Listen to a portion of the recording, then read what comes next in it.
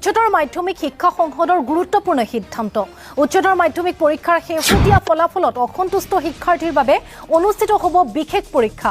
9 পৰা 16 আগষ্টলৈ শিক্ষাৰ্থীয়ে অনলাইন যোগে প্ৰপত্ৰ পূৰণ কৰিব পাৰিব সংশ্লিষ্ট শিক্ষানুষ্ঠানত শিক্ষাৰ্থীয়ে পাব বিতং তথ্য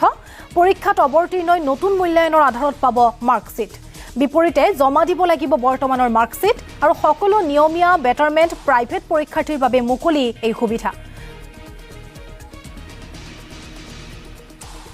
এক্সামিনেশ্যন তো এটা হ'বই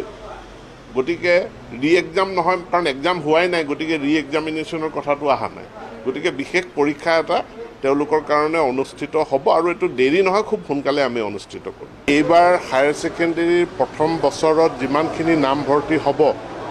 সেইটো এটা ছিংগল ৱেব পৰ্টেলৰ যোগেদি অনলাইন যোগে এইখিনিৰ এটা সমন্বয় সাধন কৰা হ'ব ছাত্ৰ ছাত্ৰীসকলে তেওঁলোকৰ ৰোল নাম্বাৰটো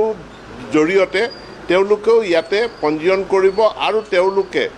কোন বিদ্যালয়ত বা মহাবিদ্যালয়ত নামভৰ্তি কৰিব পাৰে তাৰ কাৰণে তেওঁলোকে 5টাকৈ অপচন দিব পাৰিব আৰু এই 5টা অপচন পোৱাৰ পাছত সেই নিৰ্দিষ্ট মহাবিদ্যালয়বিলাকে তাৰ বা বিদ্যালয়বিলাকে সেই পৰ্টেলৰ পৰাই